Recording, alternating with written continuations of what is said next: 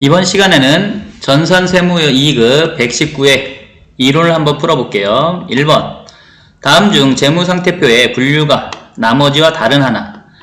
보통예금, 우편환증서, 배당금 지급 통지표는 뭐예요? 현금 및 현금성 자산에 있어요. 그죠? 당좌차월은 단기 차입금이에요. 단기 차입금. 그래서 뭐예요? 얘는 부채죠. 부채. 이렇게. 답은 4번. 1, 2, 3번은 현금 및 현금성 자산, 4번은 부채다. 자, 2번 문제. 다음 중 일반 기업회계 기준상 거래 형태별 수익 인식 시점으로 가장 옳지 않은 거 이렇게 돼 있어요. 자, 입장권 판매. 입장권을 판매하는 시점에 수익으로 인식한다가 아니죠. 요거 같은 경우는 행사가 개최되는 시점에 수익으로 인식 이렇게 되겠죠.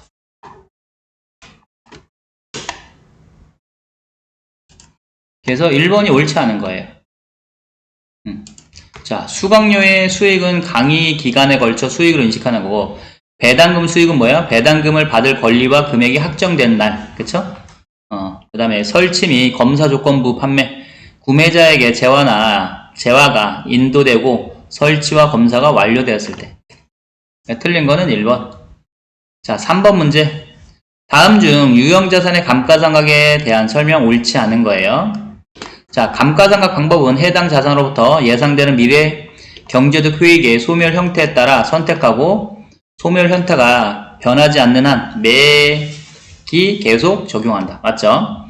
자, 감가상각 방법 중 체감잔액법, 연수합계법은 자산의 내용연수 동안 감가상각이 매 기간 어떻게 해요? 증가해요? 증가가 아니라 감소죠. 감소. 연수합계법 아시죠? 그죠? 점점점 감소하잖아요. 체감잔액법은 정률법처럼 하는 거예요. 그래서 증가가 아니라 뭐다? 감소다. 그래서 2번이 틀렸죠. 자, 내용연수 도중 사용을 중단하고 처분 예정인 유형자산은 사용을 중단한 시점에 장부금액으로 표시하면 되겠죠. 내용연수 도중 사용을 중단하였으나 장래 사용을 재개할 예정인 유형자산에 대해서는 감가상각을 하되, 그쵸? 이런 경우는 감가상각을 하되 영업의 비용으로. 자, 4번 문제. 회계정보의 질적 특성 중 목적 적합성과 신뢰성의 사례로 옳지 않은 것은? 이렇게. 자, 수익의 인식은 목적 적합성은 진행 기준이고, 그쵸? 신뢰성은 완성 기준. 자산의 평가는 목적 적합해야 되니까 시가로, 그쵸? 신뢰성은 원가로 해야 신뢰성이 높아지죠. 자, 손익 인식 방법, 얘는 발생주의, 현금주의. 정보의 보고 시점, 목적 적합성 중에 뭐가 있어요? 적시성 있죠. 적시성. 적시성에 맞게 하려면 분기별로, 그쵸? 보고해야 되고 반기별로 보고해야 되고. 그래서 분기별, 반기별 이거는 목적 적합성에 해당되는 거예요. 그러면 결산 재무제표는 신뢰성에 해당되고. 그래서 4번이 바뀌었죠. 자, 5번 문제. 아래 자료에서 기말재고 자산에 포함해야 할 금액은 얼마인가? 자, 도착지 인도 조건으로 매입한 미착 상품. 도착지 인도 조건은 도착해야 매매가 이루어지는 거예요. 그죠? 우리가 매입자인데 아직 도착을 하지 않았어. 그럼 우리 게 아니죠? 얘는 X. 우리 게 아니다.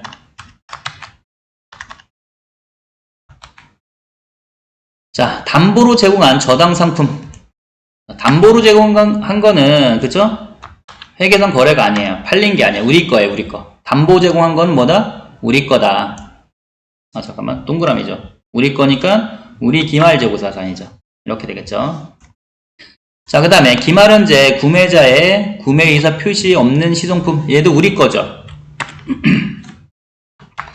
구매자가 구매의사 표시를 해야 팔린 건데 구매 표시를 하지 않았으니까 팔리지 않은 거예요. 아직 우리 거. 그 다음에 고객에게 인도된 할부로 판매하는 상품. 자, 비슷한 게 뭐 있어요? 현금 판매, 그쵸? 외상 판매, 할부 판매 같은 경우는 다 뭐예요? 인도 기준이에요. 인도 기준. 인도 기준. 인도한 시점에 판매로 보는 거죠. 그러니까 얘도 X. 우리 재고자산이 아니다. 그래서 동그라미 친 거 600만원, 300만원. 그럼 얼마예요? 900만원이죠. 900만원. 6번 문제. 다음의 원가절을 이용하여 기초원가, 다른 말로 기본원가죠. 기본원가를 계산하래요. 자, 기본원가는 어떻게 구해요? 직제, 그쵸? 플러스 직노예요. 직제, 직노. 자, 그 다음에 직접 재료 원가는 직제는 단기총 제조 원가에, 그쵸? 단기총 제조 원가 있죠? 1,500만원.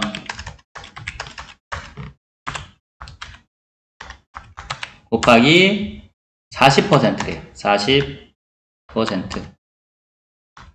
자, 요거 계산하면 얼마 나와요? 600만원 나와요. 600만원. 이렇게. 자, 그 다음에 제조간접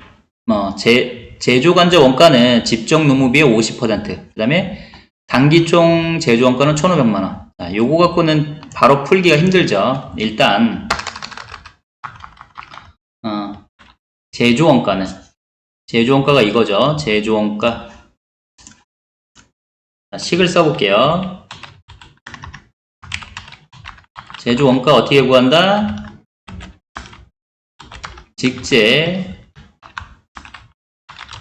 직노, 재간이에요. 이렇게 되겠죠. 자, 지금 제조 원가는 1,500만원이래요. 1,500만원. 자, 직제는 구했어요. 그죠? 직제는 여기 있죠. 여기 600만원. 이렇게. 플러스. 자, 지금 직노도 모르고 재간도 몰라요. 그러면 자, 두 개를 한번 묶어 볼게요. 얘랑 얘를 한 번에 묶을게요. 그러면 요거 두 개 묶은 게 얼마가 되는 거예요? 요 금액이 자, 900이 되겠죠. 900. 요건 구할 수 있는 거잖아요. 그죠? 제조원가가 1,500만원인데 직제가 600이고 그쵸? 그럼 나머지 직노 재간이 얼마다? 900만원이다. 그럼 요거를 식으로 표현을 한번 해볼게요. 자, 직제를 X로 놓을게요. 직노를 X로 놓고 X 플러스 그쵸? 재간은 어떻게 구한대요? 이 지금 직노를 X로 놓은 거잖아요. 그죠? X 곱하기 50%. 50%가 뭐예요? 0.5. 그죠? 0.5x 또는 이렇게 되겠죠. 자, 이게 얼마가 나와요? 이게 900만원이 나오는 거예요. 900만원. 이렇게. 자, 그 다음에 자, x가 1x죠. 1x 플러스 0.5x니까 더하면 1.5x가 되겠죠. x는 900. 이렇게. 그러면 x를 구할 건데 곱하기가 넘어가면서 뭐로 바뀌어요? 나누기로 바뀌어요. 900 나누기 1.5 하면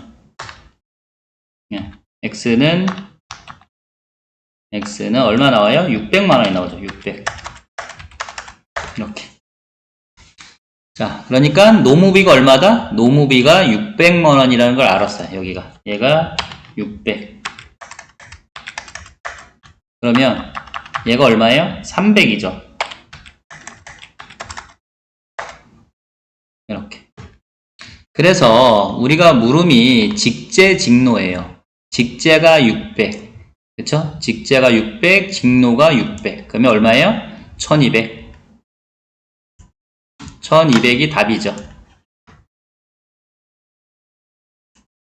직제도 다시 써볼게요. 직제가 600.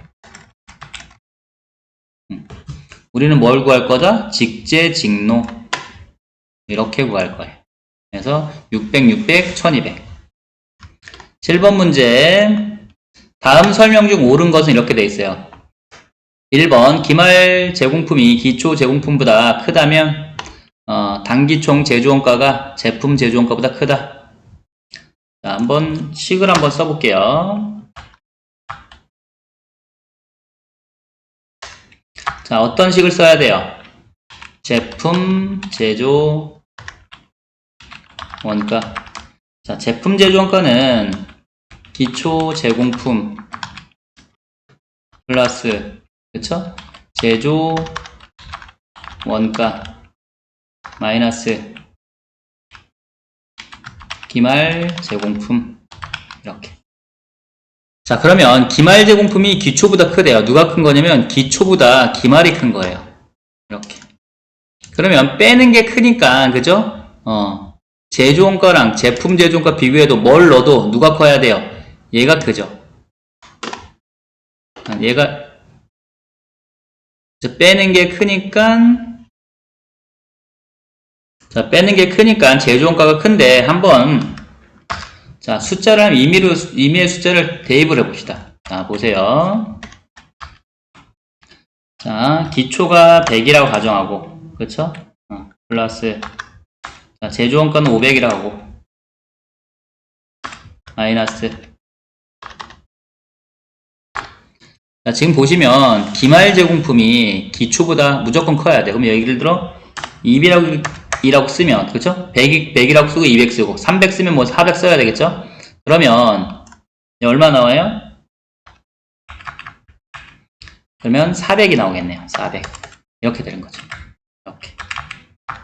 여기서 알 수 있듯이, 그쵸? 빼는 게 크기 때문에 얘가 무조건 크겠죠, 얘가. 그래서 제조원가가 단기총 제조원가가 제품 제조원가보다 크다. 그래서 1번이 맞는 거네요. 1번이 맞죠?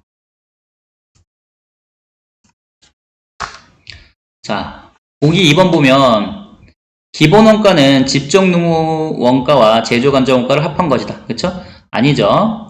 직노제간을 합치면 뭐라 그래요? 직노제간을 합한 거는 가공원가예요. 가공원가. 이렇게 되겠죠. 아까 위에 문제에서 풀었죠. 그래서 기본원가는, 그쵸? 기본원가, 기초원가는 직제 플러스 직노가 되겠죠. 이렇게. 직제, 직노를 더한 게 기본원가. 얘가 기본원가. 직노, 재간을 더한 거는 가공원가. 이렇게 되겠죠. 자, 2번도 틀렸고. 자, 제조원가 명세서는 기말 제품 재고액이 표시된다? 아니죠. 제조원가 명세서는 제품 제조원가까지만 나와요. 그죠? 제품 제조원가까지만 나오기 때문에 매출원가, 기초제품, 기말 제품은 나오지가 않아요. 그래서 기말 제품 안 나온다. 자, 단기총 제조원가는, 그쵸? 이게 제조원가잖아요. 그죠? 제조원가는 직제, 직노, 가공원가가 아니라 뭐예요? 가공원가가 아니라 재간이죠. 재간. 직제, 직노, 재간을 더해야 제조원가가 되겠죠. 자, 8번 문제. 보조 부문에서 발생한 변동제조 원가는 300만원이고 고정제조 간접 원가는 400만원이다. 자, 이중배분율법에 의한 보조 부문의 제조 간접 원가를 제조 부분에 배부할 경우 조립 부분에 배부할 제조 간접비는 이렇게 돼 있어요. 자, 일단은 이중배부율법은 고정비, 변동비를 나눠서, 그죠? 각각 다른 배부 기준을 쓰는 거예요. 보세요. 자, 일단 변동 제조 간접 원가. 자, 변동 제조 간접 원가는 실제 기계 시간을 기준으로 하면 되겠죠, 그죠? 실제 기계 시간. 이렇게. 자, 변동 제조 간접비가 300만원이에요. 300만원을 배부할 건데, 배부 기준은 이거 실제 기계 시간. 그러면 자, 2개 더하면 얼마예요? 750분의, 그쵸? 750분의 조립 500 이렇게 되겠네요. 750분의 500. 자, 이거 계산하면 200만원이 나오죠. 200만원. 그 다음에 고정 제조 간접 원가. 얘는 최대 기계 시간을 갖고 계산을 하면 되겠죠. 자, 얘는 400만원이에요. 400만원 곱하기, 자, 요거 두 개 더하면 1000분의, 그쵸, 조립이니까 600, 1000분의 600 이렇게 되겠죠. 600 1000분의 600 얼마 나와요? 160. 이렇게. 그럼 두 개 더하니까 364번이죠.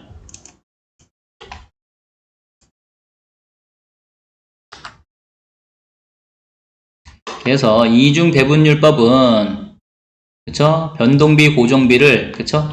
서로 각각 다른 배분 기준을 세우는 거죠. 됐죠? 자, 9번 문제, 개별원가. 개별원가 설명, 그쵸? 항공기, 제조, 선박, 이런 거 다 개별원가죠? 얘는 개별원가. 자, 작업 원가표도 개별원가의 특징이에요. 개별원가. 그 다음에 다품종 소량 생산, 그쵸? 다품종 소량 생산 개별원가. 기말 제공품의 평가가 필요하다. 기말 제공품의 평가가 필요한 거는 뭐예요? 종합원가 특징이에요. 얘는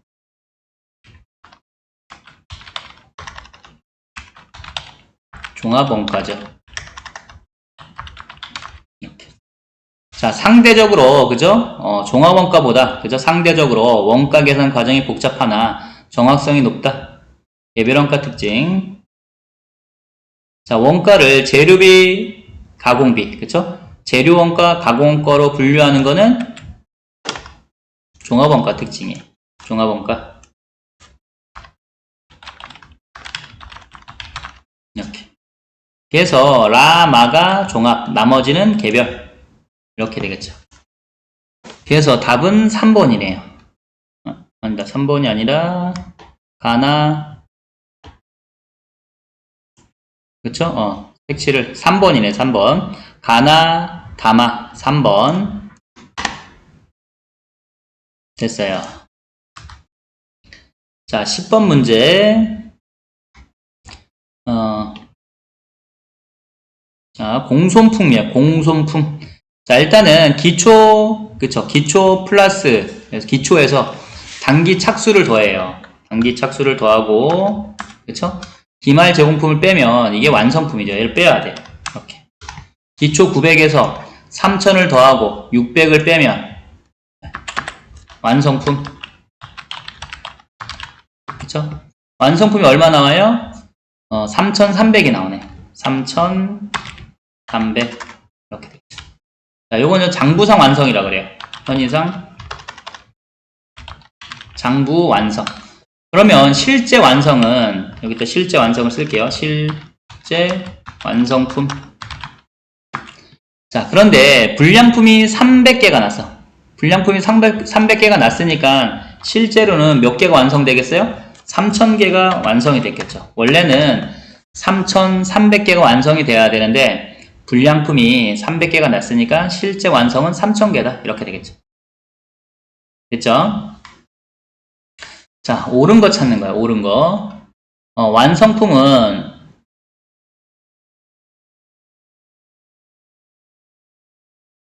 완성품은 3300. 여기서 이제 완성품을 말하는 건 실제 완성. 실제로 몇 개가 완성됐어요?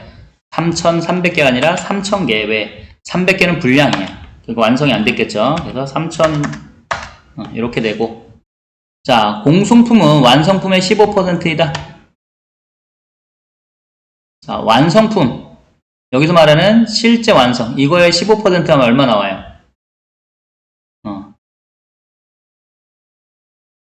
자, 15%라면 3000개 곱하기 15% 하면 450개가 나와요. 450개. 그렇죠? 그러면 아니죠. 왜냐면 공송품은 300개니까. 그러니까 15%가 아니라 10%겠죠. 자, 그 다음에 완성품의 10%가 정상 공손이면 비정상 공손은 없다. 그쵸? 자, 실제 완성이 3,000개예요. 이거의 10%가 몇 개 나와요? 300개가 나와요. 그러면 이게 정상이면 공손 수량이 총 300개잖아요. 그죠? 근데 정상 공손 300개면 비정상 공손은 없는 거죠. 그래서 3번이 맞는 거고. 자, 만약에 완성품의 7%가 정상 공손이면, 그쵸? 자, 3,000개 곱하기 7% 하면 얼마 나와요? 3, 7이 21. 그러면 210개예요. 210개. 정상 공손은 210개가 되겠죠. 210개. 그럼 비정상 공손은 몇 개가 되는 거예요? 전체 공손이 300개니까 90개겠죠. 비정상 공손은 몇 개다? 90개가 된다. 이렇게 되겠죠. 4번도 틀렸죠? 완성품의 7%, 3, 7이 21. 그쵸? 이게 정상 공손이면, 210개가 정상 공손이면, 비정상 공손은 90개가 되겠죠. 자, 11번. 부가세. 자, 다음 중 부가세법상 세금 계산 발급 시기에 대한 설명으로 가장 틀린 거. 기한부 판매의 경우 기한이 지나 판매가 확정되는 때에 세금 계산을 발급해야 된다. 맞죠? 자, 재화의 공급 시기 전에 대가의 일부, 그쵸? 대가의 일부를 받은 때에 그 대가의 전부에 대하여 세금 계산서를 발급할 수 있다가 아니라 자, 일부를, 그죠? 대가의 일부를 받았으면 대가의 일부에 대해, 그쵸? 세금 계산서를 발급 가능, 이렇게 되겠죠.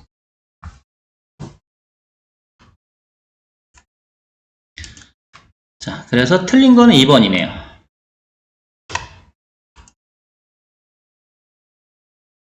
자, 그 다음에 12번. 자, 12번은, 그죠? 세문 문제는 아니니까 생략할게요, 생략. 13번. 다음 중 부가세법상 간이가세자에 대한 설명으로 옳은 것은?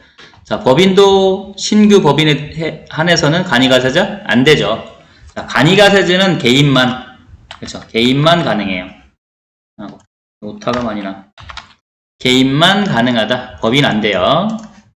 자, 간이가세자 매입세 공제 받을 수 있다? 의제 매입세 공제 안 돼요. 간이가세자는 의제 매입세 공제가 안 된다.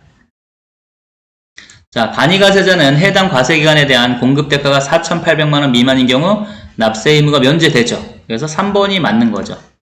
맞고, 자, 간이가세자의 경우 납부세액은 공급가액에, 여기 아니라 뭐예요? 공급대가죠. 공급대가. 공급대가에, 그쵸? 업종별 부가세율을 곱한 다음에 다시 부가세 10%를 곱하는 거야. 또는 뭐 여기 사이는 바뀌어도 되죠. 공급대가에 10%를 곱한 다음에 업종별 부가세를 곱하는 거예요. 그러니까 여기 부분만 틀린 거예요. 공급대가.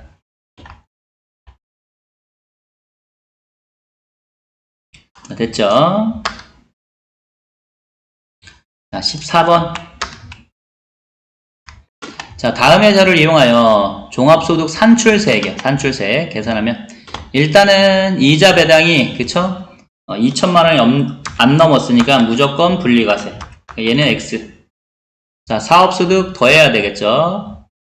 4,200만원 더하고, 자, 기타 소득금액, 그쵸? 1,000만원 더해야 돼요. 300만원 넘었으니까 1,000만원 더하고. 그 다음에 종합소득 공제니까 얘 빼야 되겠죠. 식을 6 쓰면서 해야 되겠다. 자, 4,200만원 더하기 1,000만원 이렇게 빼기 종합소득 공제니까 빼야 되겠죠. 얘는 뺄 거예요. 이렇게 빼기 750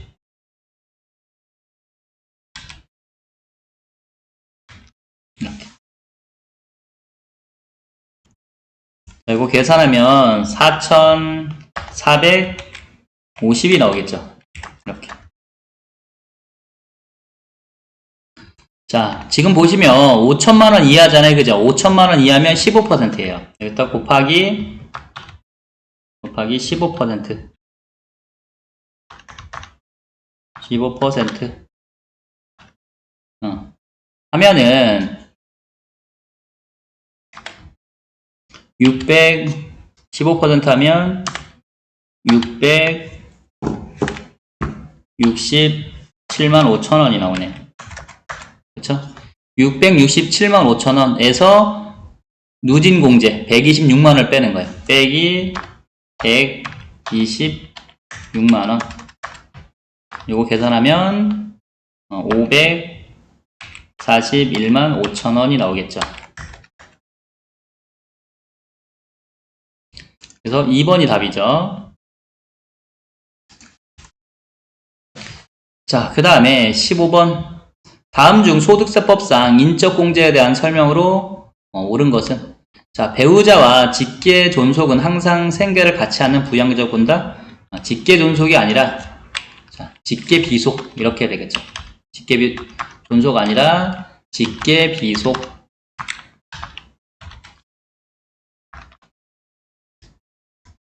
그래야 말이 되는 거야. 자, 배우자와 직계배속은 항상 생계를 같이 하는 부양가족으로 본다.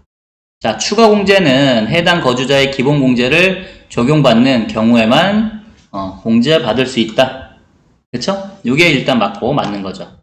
추가공제는 기본공제 대상자 중에서 이런 뜻이잖아요. 그죠? 그래서 맞죠?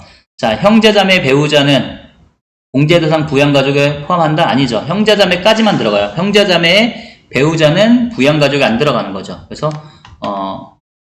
자, 부양가족에는 나의 직계존속, 배우자의 직계존속, 그죠? 그 다음에 나의 직계비속, 배우자의 직계비속, 그 다음에 나의 형제자매, 배우자의 형제자매까지만 부양가족이 된다, 이런 거죠.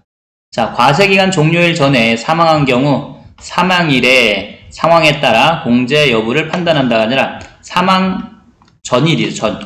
사망 당일 아니고 그 전날. 그쵸? 사망 전일에, 이게 포인트예요. 사망 전일의 상황에 따른다. 이렇게 되겠죠. 그래서 맞는 거는 2번. 자, 오늘 여기까지.